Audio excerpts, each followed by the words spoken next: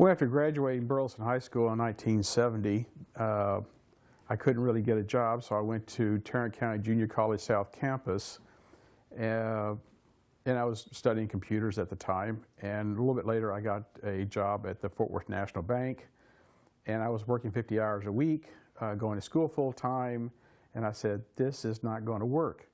So I read where they would the military would pay 75% of the tuition while I was in the military. So I went to the Navy recruiter, went over to Dallas, took the test, came back, and it was extremely high. And there was, in fact, when I walked in, the guy said, you scored a 92 on the test? And I go, yeah. And I was 356 in the draft, so I didn't have to go. He says, threw $1 to the E4 and says, get us some Cokes.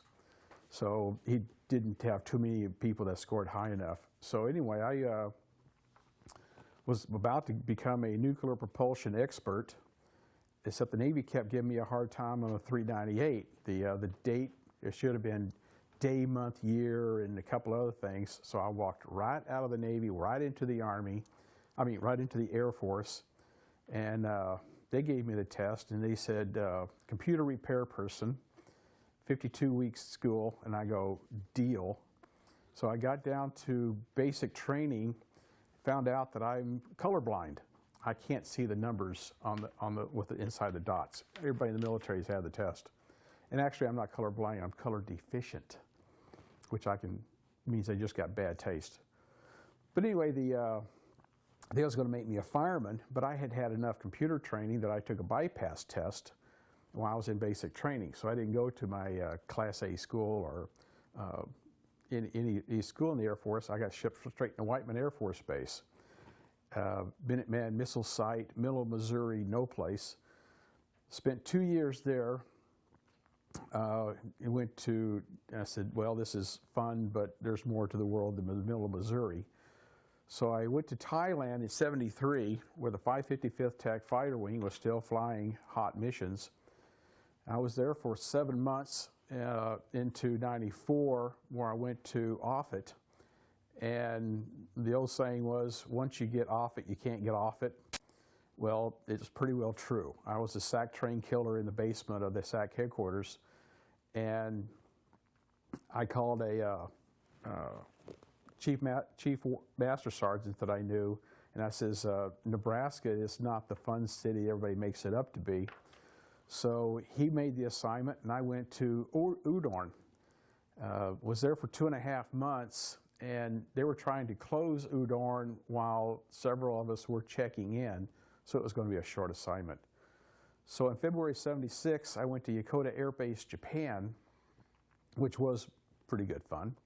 And about halfway through my 10 months there, I was told I was headed to, well, when I was at Offutt, I got a TS clearance. So when I was in Japan, they said, you're going to the Pentagon. Here's a whole lot more paperwork for a TS SCI. Went to the Pentagon, got married May 6, '78. My son was born in April '79. I cross-trained in computer programming. Daughter was born August '80.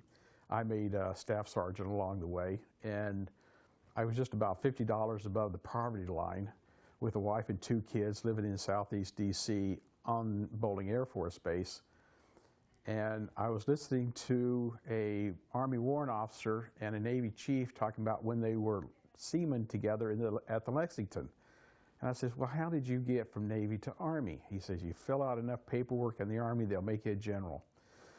So I went over to 1900 Half Street, saw Mr. Rhodes, some people just don't forget, and he gave me all the paperwork. I submitted it, got a letter of recommendation from Senator John Tower, which, by the way, was the only enlisted senator. All the other senators and congressmen were reserve Navy lieutenant commanders, whatever, and he was the only one that was enlisted, just because he wanted to be. But anyway, he went to, I got picked up as an Army warrant officer, Went down to Fort Rucker to a 2-week knife and fork school, literally knife and fork. Then I went to Fort Harrison, this is in '81, for 16 weeks, and then to Germany, 1st Armored Division.